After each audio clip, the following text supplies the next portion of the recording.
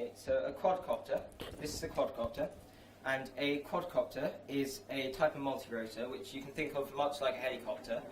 except for it has 4 rotors rather than 1. And so the 4 rotors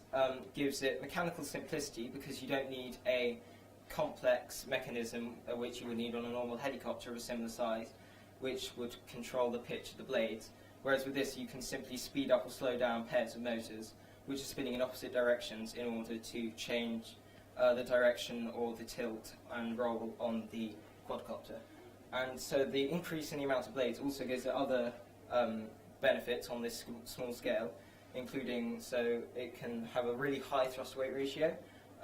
due to the increased surface area of having 4 blades, and also it can be easily customized due to its ability to be scaled quite well. And so as a result, in the hobby world, it has gained a lot of different variations, ranging from very small mini quads, which can go up to 65 miles an hour, up to these type of things, which are more stable camera platforms. And so that is made to fly slowly and stably while carrying a camera, in addition to its own weight. And so, yeah, so this quadcopter that we brought today carries a camera, as you can see on the bottom, and this is connected to a Raspberry Pi, and as a result it can stream over Wi-Fi to a smartphone or to any smartphone with a browser, connected to the same Wi-Fi network, and also it can be controlled via this controller up to a range of about 1 kilometer with a kind of 12-minute flight time. So, in order to stabilize this quadcopter, we have to make a lot of research on it. Firstly, inside this flight controller, there is a PID loop, or proportion integration differentiation loop. What it does is, it will analyze the data coming from a gyroscope and a accelerometer, which the accelerometer will map accurately using the Earth gravitational field of the position and its position in the air, and the gyroscope will measure the rotation of it in the air. What will happen is that data will send it into the flight controller, into a PID loop, where it will be analyzed to output and control independently all of those motors. What we're trying to do here is using the Raspberry Pi underneath here. Instead of making data go into the flight controller, we'll make it go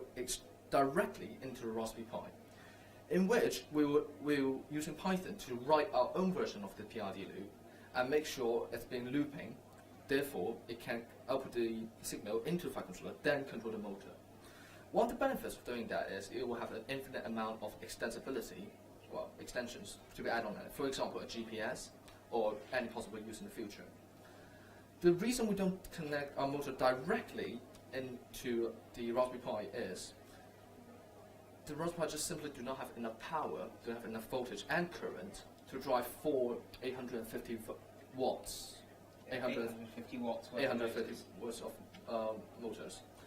Therefore, it has to go via a flight controller and gains the power from this battery. And the main purpose of doing this is, in the future, we might then on a Saturday when in Kings we have a rugby match, to fly on the green court and live stream the entire match or half of the match onto the school internet, so for everyone to have a browser to watch the match live. So as Peter said, that would allow them to watch it from an aerial standpoint. Now, I did notice, in case we didn't make this clear, a Raspberry Pi is a small Linux-based computer that we have mounted on the bottom currently of this, and so we can program it in the programming language Python, and we already have started to integrate functions such as the camera streaming over the Wi-Fi. Anyway, so the future applications on this, as Peter said, would be sports filming, so aerial live streaming, as well as so we could actually either connect a smartphone straight to it over a Wi-Fi network, which would allow a single user to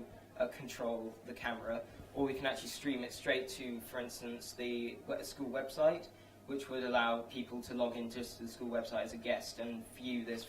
view a match from an aerial standpoint at any time they wanted.